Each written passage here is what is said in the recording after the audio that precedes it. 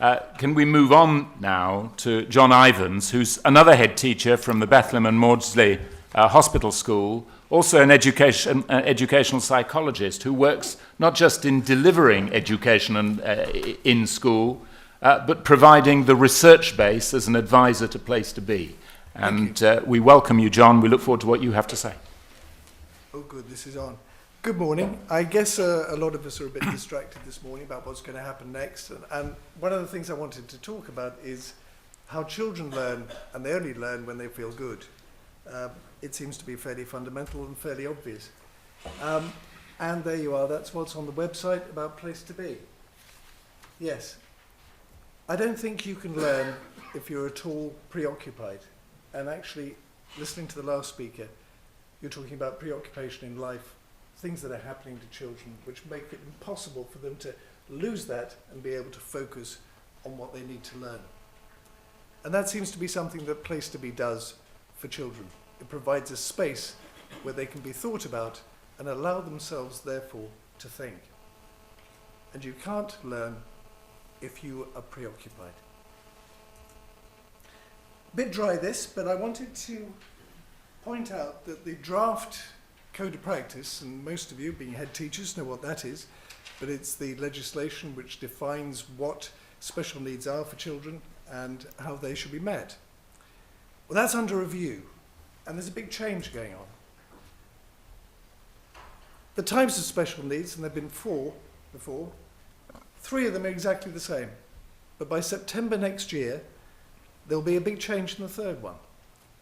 Social, mental, and emotional health. Behaviours disappeared from that. And if you think about what Place to Be is trying to address and what it's there for, it seems a huge opportunity for Place to be central to addressing the needs of children with mental and emotional health needs.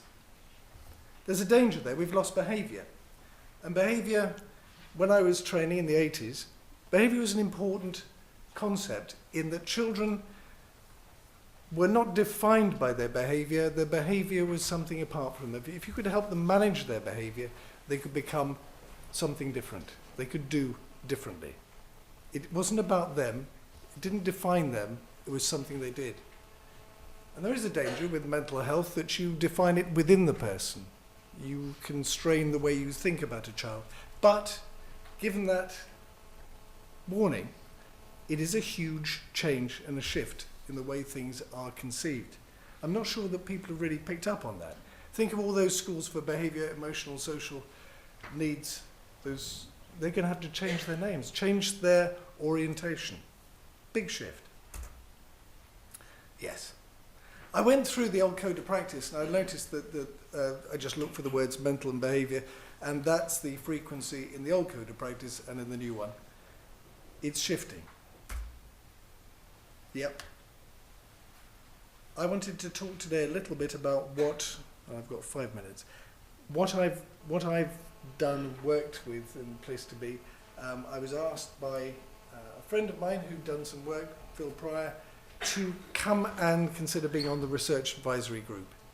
And one of the key things about Place to Be is that it wants to work.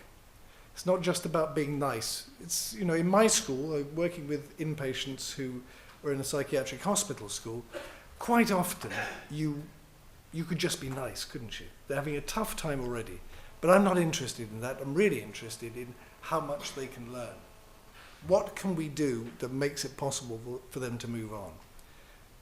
And what I've found over time is I've shifted from being a rather nice and kind person to being not a nasty person, but somebody who actually sees that learning is totally central to these children getting better and feeling better about themselves.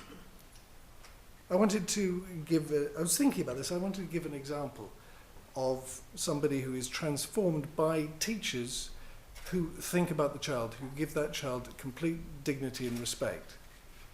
I'm fortunate in the hospital school we have the opportunity to work with the well bits of children. And that, when teachers are working well, is what they're doing. They're looking at potential, they're drawing out of those children what that young person can do. What Place to Be does is help with the school to get that child to a position where they can do that. But I was thinking about a boy in particular in a medium secure part of the school who had come from not the northwest, but he'd come from the northwest. And he'd been heavily involved in gang culture. He'd been out of school for 4 years. He was 16. He had done things which were pretty horrendous, really. And he had no concept of himself as a learner.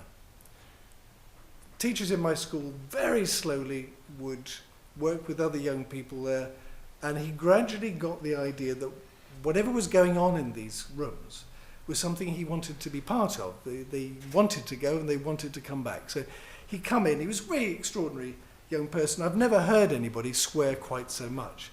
It wasn't actually at you. It was just a way of punctuating. It was a way of breathing, I think, so that every second word would be, and you kind of got used to it and completely ignored it.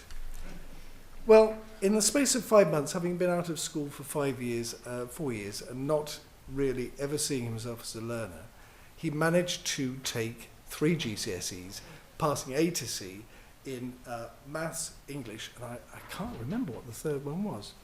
He also worked with a teacher who happened to speak Chinese. He took a sudden interest in wanting to learn Chinese, and a teacher from another part of the school came over to teach him. Well, one day, it was snowing, and the snow covered the ground, and teachers were struggling to get in. Now, if you're in a hospital school, your children are always there if they're inpatients. And they just get out of bed, and it's nice and warm and cosy. They have breakfast and turn up. But of course, as we all know, when it gets snowy, teachers, it's a real struggle to get in. And I think it's the only lesson that I've ever had to cancel because staff couldn't get in. Anyway, I was struggling there with staff coming in left, right, and centre. And I heard from the deputy head that he wanted to make a complaint. And I thought, well, God, it's cheek. You know, they're struggling to get in. It's really, really a real challenge. But I thought about it differently, and I thought this is a boy who for 4 years was out of education, was running around in gangs with guns, and he wants to complain to me because I've had to cancel a lesson. And I took a step back and I thought, hang on a minute, that's amazing. He really sees himself as a learner, is really passionate about it. So I caught myself and I went back in and I said, right, we've got to do this properly. So got him in, got the deputy head in, stood up, shook his hand, apologised, explained to him the circumstances, but fully appreciated that actually his education came first. And I guess that's the kind of thing, is where you can find the circumstances where schools can provide the inspiration and care and thinking about the child. It allows them to think for themselves and to learn. And every time a child goes into a lesson, they come out slightly different. They've developed in some way. But to do that, you need to be able to be calm and you need to be thought about. To think, you need to be thought about. And that's what Place to Be helps children to do. And those schools which have Place to Be have really shown a commitment to that similar cause.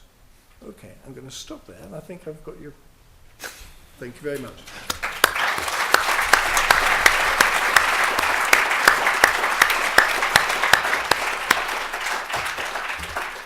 John, thank you very much, among other things, for reminding us that education can take place in a wide variety of different contexts, but the child is the same in every case.